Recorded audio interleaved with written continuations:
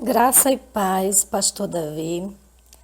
Eu que também gostaria de cumprimentar a todos os nossos amados ouvintes.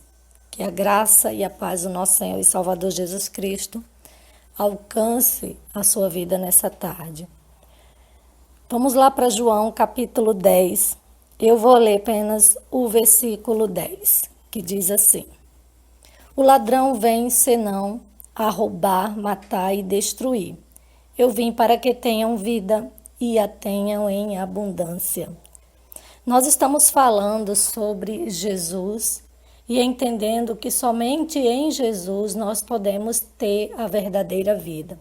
Só Ele é capaz de nos conceder realmente a vida que nós precisamos. E eu queria finalizar essa série de mensagens. Hoje é a nossa terceira mensagem nesse capítulo, entendendo que só Jesus pode dar a vida que nós precisamos, porque Ele é o bom pastor e somente nele temos as certezas que precisamos. Agora eu quero destacar Jesus como o bom pastor. Nós já vimos Jesus como o pastor, vimos Jesus como a porta, mas agora nós veremos Jesus como o bom pastor. Num primeiro momento, ele se apresentou como o pastor, mas agora ele se apresenta como o bom pastor. E nessa figura de linguagem, nós podemos então entender quem Jesus é. E a partir da sua pessoa, nós podemos também perceber que nele encontramos as certezas que a vida precisa. É muito interessante porque Jesus se apresenta como o bom pastor agora, em contraste com outras figuras que aparecem no texto. Essa é uma palavra de denúncia de Jesus aos falsos líderes da sua época, que, como nós falamos, tinham, na verdade, se manifestado numa situação com um ex-cego de nascença, no capítulo 9. E agora Jesus continua denunciando esses falsos líderes. E o próprio Jesus se apresenta como o verdadeiro pastor, o bom pastor, em contraste com essas outras realidades. Aí Jesus então agora mostra quem são esses falsos líderes, né? Eles são ladrões e salteadores. Jesus diz: o ladrão vem senão para matar, roubar e destruir. O ladrão aqui, embora muitas vezes a gente use esse texto se referindo a Satanás, mas de fato o ladrão aqui se refere a esses falsos líderes. Inclusive todas essas figuras aqui negativas são figuras relacionadas a esses falsos líderes. Jesus os chama de ladrão, de salteadores, né? A intenção do ladrão, desses falsos mestres, era portanto, roubar as ovelhas e se darem bem com esse roubo. Jesus também chama-os de mercenário. O mercenário era alguém que simplesmente era pago para cuidar da ovelha. Mas como a ovelha não lhe pertencia, quando o lobo se aproximava, ele logo também se afugentava e ia embora, abandonando então as ovelhas. Aí Jesus coloca outra figura aqui também, que é o lobo. O lobo, então, só tem como intenção, na verdade, devorar a ovelha, se aproveitar da ovelha. Essas três figuras aqui apontam para os falsos líderes da época. Mas, em contraste, Jesus é o bom pastor. Ele é diferente. Ele é aquele, na verdade, que é não só o pastor, mas é o bom pastor. Tantas vezes ele se apresentou nesse texto como o pastor, como aquele que conhece as ovelhas e que é das ovelhas conhecido, né? Aquele que conhece o Pai o conhece, por isso o Pai o ama. E é muito interessante que agora a gente pode ver outras características sobre esse pastor. E nessas características nós podemos encontrar as certezas que a vida precisam. Só em Jesus nós encontramos as certezas que nós mais buscamos, que nós mais precisamos e que a vida, na verdade, precisa para se sustentar e para viver em segurança. Então, eu queria destacar aqui essas certezas. Como o bom pastor, nós percebemos a sua essência maravilhosa.